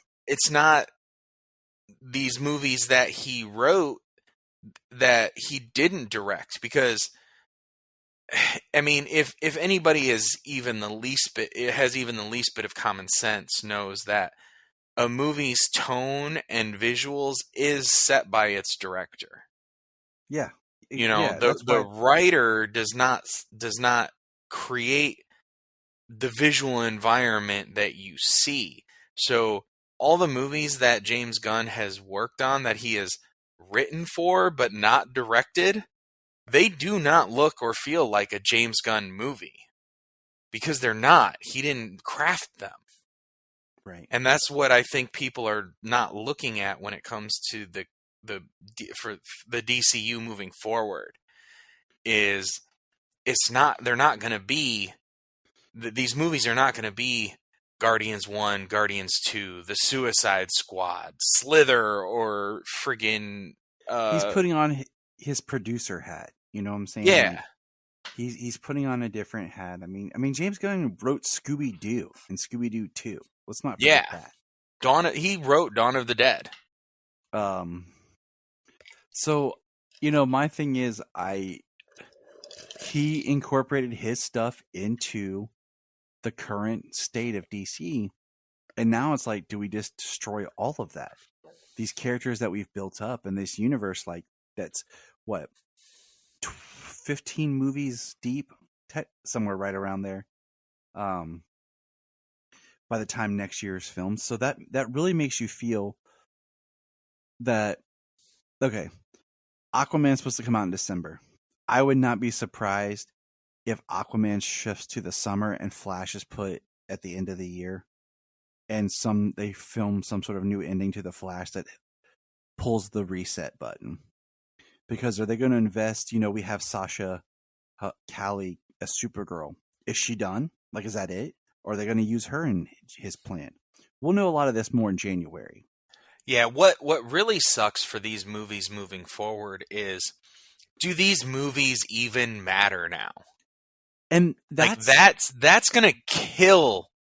That is going to kill any box office that anybody like us knows. Like, some people, general audience, they might not know this going to see it, but people like us, people in the know, does that kill momentum for these movies? How are you going to market these movies and expect to get a return if, when these movies are over, that's it? Yeah. You know, and you have to wait for something else to be built. Kind of that universe mentality. I mean, so let's say Jessica Jones, okay? I never watched the third season because by the time the third season came out, they'd already canceled the show. And it was like, oh, it doesn't matter anymore. So I didn't watch it. Some of that is just completionist mentality. Some people watched it for that. And that's the thing is, I'm going to still see these movies, but it does feel like, oh, this is kind of sad because you're going to build up story elements in here that are never going to be paid off, because it does feel that Momoa might be moving away from Aquaman and has something else. Everyone's, you know, suspecting it's Lobo. And we'll see what happens. I mean, but it feels like that might be the end of this era is, you know, Aquaman 2. And then we've taken this long, hard, almost 10-year journey, 9-year journey of trying to get the Flash movie. We finally have it. It's going to come out. And is it even going to matter? Like, we don't even know what this movie is at this point, because we've heard so many rumors and stuff about certain actors are filming cameos and, you know, appearing in these movies, that what's going to happen? Are they going to... The Flash is supposed to be locked in and done and just being visual effects finished. So we don't even know really what that movie is. Like, they've always said, it's always been speculated it's going to be like a Flashpoint thing. So really, is it going to be a really big Flashpoint thing and reset everything? Kind of like we saw with the animated films. Yeah. I mean, it's so as a DC fan, as a long time fan of what the DC universe has been, you know, the way that it's been different, the way that it's been its own thing, the idea that there wasn't one way, that the Marvel way wasn't the only way to build a universe. And now it feels like DC is going to become Marvel 2.0, and that's not what I want. Yeah. You know, I don't, as much as I love tight continuity, but I also I don't like there being like 3 and 4 different versions of every character. I think 2 versions is great. A film version and a TV version. You know, like I don't need, you know, I don't need like 4 different Batman. You know, like, because technically if they're going to wipe the slate clean again, we're going to get another Batman. So we're going to have Pattinson's Batman, and then we're going to get another one to be the continuity Batman. Yeah. So, I mean, just thinking about that stuff, it's a new Superman can be exciting, but at the same time, it's exhausting because we've invested so much energy into this world. It's now just going to be wiped out. And for some of these smaller characters, we have to wait. Will we ever see them again? Or is that just... Yeah. I say that it's just, it's sad. It's heartbreaking. And when I look at it from big picture, Green Lantern was supposed to kick it off, and it stumbled, so they just said no. Man of Steel was made not necessarily to kick off the DC universe, but it ended up being that. Yep. And I think it had enough in it that it allowed that to be the case. You know what I'm saying? Like the Wayne stuff. Like I think there was enough there to have it. Yeah, exactly. But it's still there. Somebody made a point to put it there. And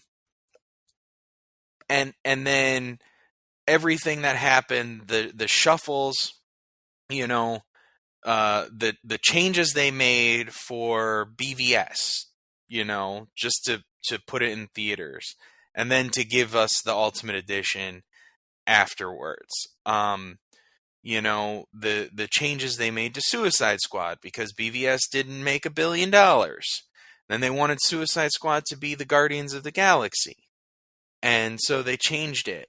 And then it didn't make $1 billion. So then they had Wonder Woman coming out. And they even made changes to Wonder Woman. And then, and then we all know what they did to Justice League. Like, every single reaction they had to the movies as they were coming out, and then not to mention all of the people who were in charge, everybody having a different idea, but every time they changed it, and they never let a plan grow. They never let anything, but everything was constantly changing so many times the way that the DC universe has come up. Honestly, the only way to build one is to start from scratch. So, I mean, I don't blame them, and I'm going to see all of these movies coming out this year. Yeah. But I'm probably going to be seeing them with a heavy heart, knowing that they might not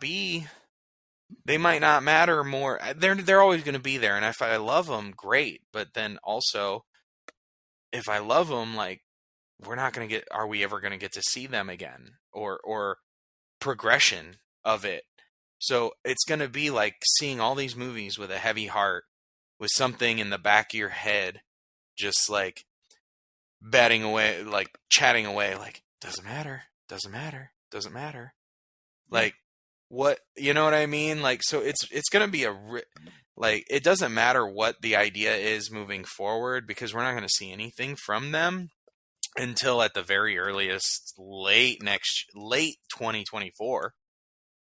So my thought is, if they started something right now, late 2024 is a possibility, but I feel that we might not even see anything till like 2025. And I put down, I think that they should salvage Blue Beetle, whatever it needs to be its own thing, or needs to connect to the new, Gunverse or whatever. Put it in 2024. Because right now the only thing we have in 2024 is Joker, and that stands on its own. So how about put Blue Beetle in 2024 so we have something to look forward to that's new and fresh.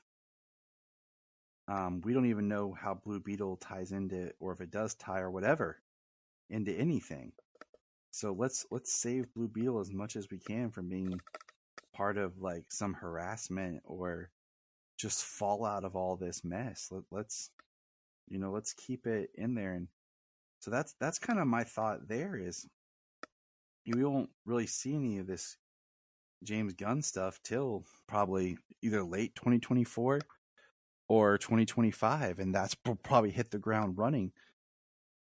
Because my last major thought is, The Rock has been extremely quiet since this Gunn Henry Cavill news came out, and about his DC involvement and everything, and he's been very much a champion for DC and Warner Brothers. So I'm kind of waiting to see what happens and what their meetings are. And one thing is, I'm at the point right now, if it's not being reported from James Gunn, I'm not paying attention to any news. There's rumors that are floating about Dwayne Johnson was offered a cameo spot in Shazam 2 and he turned it down. Well, if Gunn says yes or no, then I'll believe it. But I think Shazam, could it be its own thing? Can it be its own universe we can save? Maybe, maybe not. But I'm thinking what you do is take Shazam, do a Shazam 3, because they haven't numbered the films, and make the third one a Shazam 3rd, but a Black Adam 2. And for good measure, bring in Henry Cavill for Superman. I mean, that would be the icing on the cake, and let them kind of that be your capper to the old stuff. Yeah, at least let him go out on a high note instead of a instead of a cameo, a glorified cameo. Yeah, instead of a cameo that feels like, oh, maybe we should get this cameo in there so we can either gauge how Henry's looking, or maybe if we use Henry as this cameo and we spoil it beforehand, it'll put some more asses in the seats and get us some more tickets, instead of actually having an idea of where it's supposed to go. Yeah. So, Black Adam versus Shazam and Superman was the best animated short they've ever done. Yep.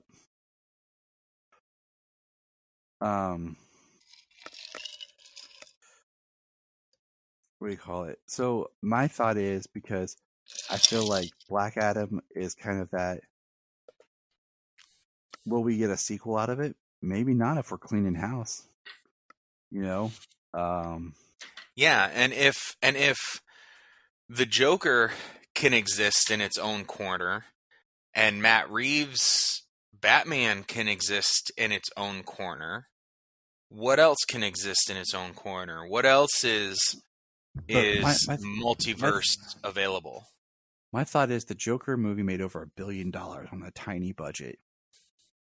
So they're going to let that movie do its sequel, But some of these other characters, they don't want to keep fracturing it off. The Batman's in its own corner, and that's what it was meant to be, and they're going to leave it like that. So, speaking of the Joker, and this is just from a nihilistic point in my head, it's Warner Brothers wrote off the Joker. They didn't want to produce it. They actually got production from money from other sources to produce that movie. So most of those profits went to those other sources and not Warner Brothers. So now that regime who did that at the time was oh yeah, so that one made $1 billion. Yeah, we're going to invest in it. And then they make, they invest the money. It's a bit more expensive, I'm sure. The budget for the new one is double or triple because everybody wanted more money. Exactly, everybody wanted the Oscar for the first one, so now everybody wants more money. The budget is higher, but then it comes out and then it tanks, and then that regime is responsible for oh well, you didn't want it before, now you want it now. I think Joker will do well, but I don't think it'll be the $1 billion success that the first one was. I think that was really something special. And it came out in late 2019 and everything. So I think, but I'm sad for Henry, but I feel bad for The Rock. He finally got Black Adam done, and they built a new world around that. And I don't really know if we're going to see more from that. Like they were hoping with the Justice Society and everything. Yeah. And then whatever happened to J.J. Abrams? Like he had that Superman movie in development or whatever. And his TV shows. I wonder if all that'll get cut and just be done with. Because it seems like he got announced how many years ago? At least 2 years ago. Oh, at least. You know, and I think they produced, even came over before COVID. And I want to say it's about 2 years ago because I was living at my old house. I remember listening to a video, and I was folding laundry at my old house, and I just think all his stuff's going to get gone because he hasn't produced jack crap. So that Green Lantern show and all this stuff we've talked about, if Gunn doesn't say it's happening, then it's not happening. And we're going to find out here in January. But Henry Not a Superman has hit people hard. There are people who are... It's heartbreaking. It is extremely heartbreaking. In one breath, I like the idea of the fresh start. Let's build something new, cohesive. But then that's when I get scared about being Marvel 2.0. But at the same time, it's like you have to kind of shake off you got to shake off all the baggage that's been strapped to a lot of these characters in this stuff. Yeah. And, the one thing I'm hoping for it not to be Marvel 2.0 is it's not... Yes, they're going to go general audience, right? They're going to go general audience. It's what they've been trying to, go general audience by what? Focus group. You know what I mean? But and they couldn't do it. It was penny pinchers and pencil pushers who were trying to make decisions about something they don't know anything about.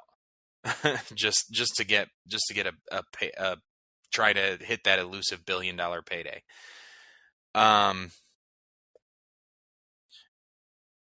But the one thing that I hope that they are able to do is have its own tone, and not be weighed down by Disney. Not having to sell it to just the children. Yeah. Where that has stunted Marvel quite a few times over the years. And now Marvel's so experimental in everything that they're pissing off people and loyalists with a lot of their stuff, and they don't care.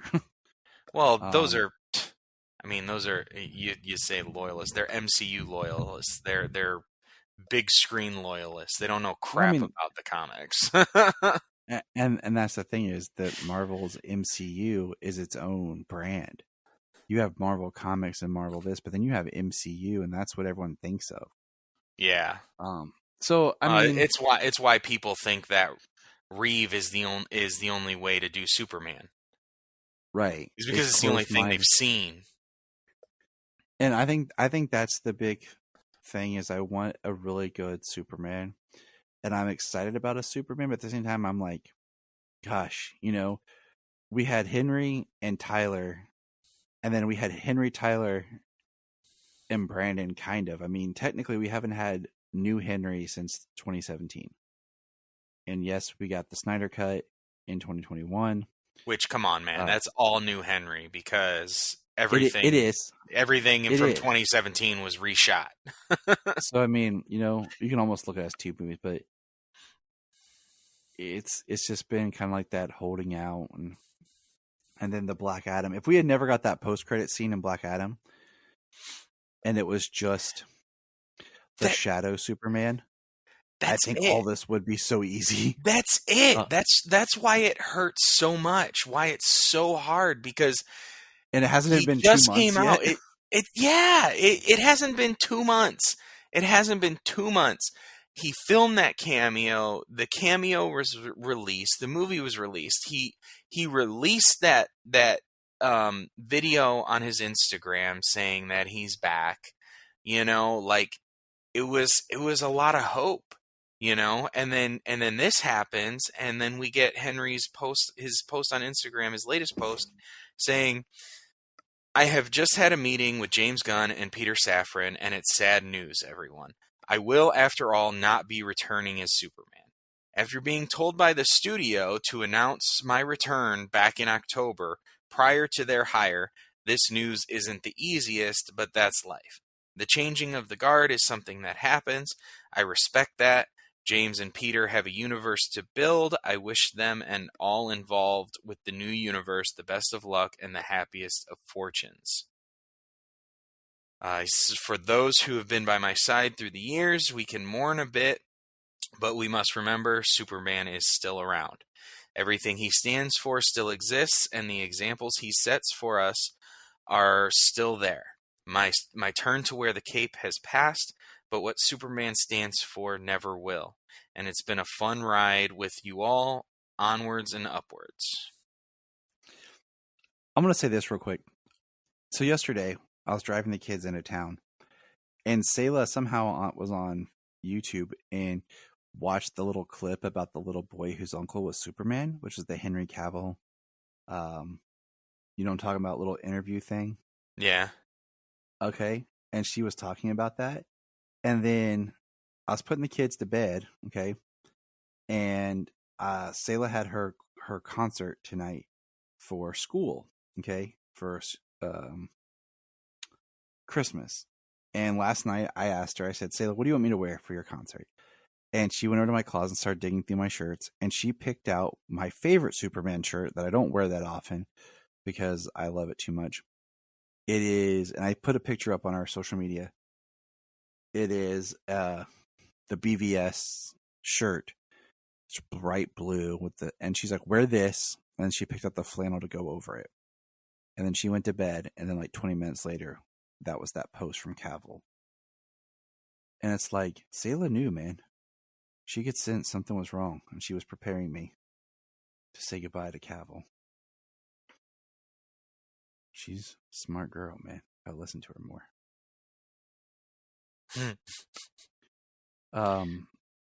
And then there'll be a clip of Solomon's reaction to this news when I told him that'll be on this episode at the beginning. It was kind of funny. If we just, I'm hoping, I would love to see somebody go out and just someone who's really good with editing and just re-edit that final scene in Black Adam where Superman walks in and just re-edit it, and it's Shazam. Much like I've shared with you the scene from Shazam where somebody fixed it and actually put Henry Cavill's face on Superman in the black costume. Right. So I want to see the same post-credit scene of Shazam, or of Black Adam with Shazam, which is what it should have been in the first place. Because that would have been able to make Black Adam its own thing. The Shazam universe, we could have kind of finessed it and made it its own corner. But now it feels like you've kind of shot yourself in the foot. And if you really want to start over, you're going to have to completely start over. So yeah, I don't know. We could go in circles. I mean, basically, when it comes down to it, I'm in mourning right now. Yeah, and I'm mourning the DCU that's passed, because unfortunately it's probably done. And there was a lot that I loved about it. Like we've talked about a lot of these movies. We became friends. We're almost completely done our commentaries. All we have left is Wonder Woman, which we'll do here soon. And then Aquaman, we were going to do in December, but we might end up doing it sooner just because. So yeah, there's been a whole lot. I mean, we've talked so much. We've talked so much about all these movies. So I mean, yeah, I'm in mourning for everything that we've that we've had, that we've fought for, that we've been lucky enough to be able to get, to be able to see. I mean, Henry Cavill is my Superman. He's my favorite Superman. I will look forward to seeing the new Superman movie when it finally comes out with whoever is playing the character, and I'll be excited and looking forward to it. I don't want to walk out of that theater going like, I loved Man of Steel so much more. You know? Yeah. I don't want that to be the case. So, I mean, I'm looking forward. I'm sure come the time, I will be excited. I am anticipating some announcements from the new slate. I am anticipating it. I want to know what's coming. But I will be mourning what we had, you know. Black Adam's coming out on HBO Max, and I'm gonna watch it again. And I want to see the whole thing, and I want to see that cameo again. And I'll buy it when it comes out physically. I'm gonna see all the movies next year, and it's just, I'm gonna try to make it. I'm along for the ride. Yeah, I need to try to figure out a time or something. God, I'm just looking at to come see you and us go to a movie together. I'm just flipping through news real quick before we sign off. A petition asks Warner Brothers to keep Henry Cavill and fire James Gunn. Well, that's just stupid. Yeah, people. No. It's like the petition to fire the writers for The Witcher and bring Henry Cavill back for The Witcher. Like, or the petition to make The Last Jedi not canon and it doesn't exist. Yeah, like episode 8. You know, the worst thing about fandom is the fans, you know, and it's particularly the gatekeeping fans who are only single-minded, you know, one track. I think we do a pretty good job of trying to, you know, we don't like some things, but we're pretty good and pretty open for things to come. So I we're gonna know we have our favorites, but we're also not opposed to something different. You know, the thing is, look, we don't own these characters. Superman is more than one person. It was going to happen eventually. Yes, but we wanted more before it did. Right. And I'm going to love these characters until the day that I die. Because you can't kill my love based on theirs. Because it'll always change in the future. They tried really hard, though. Yeah. But I just hate what they're doing now. Like, yeah, I'll be in mourning for a little bit, kind of. But at the same time, it's life. It's showbiz. The show goes on. Things change. We've already, you know, experienced how many changes and things come and go and recently. So, because I do want the general audience to be excited for the next DC movie. You know, I want people to be like, "Oh, the new DC movie's coming out." Like they're like, "Oh, the new Marvel's coming out." I want that to be a thing.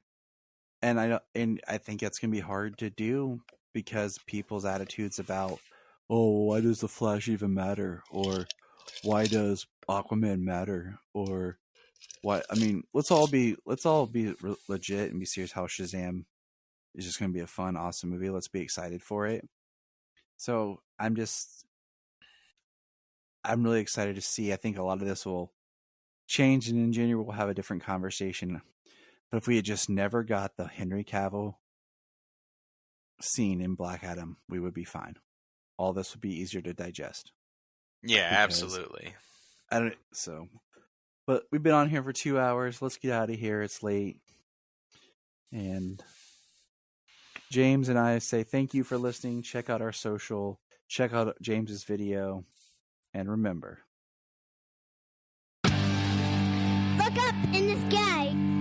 We just want to say if you've enjoyed this podcast, please check out other podcasts on the Press Play Podcast Network.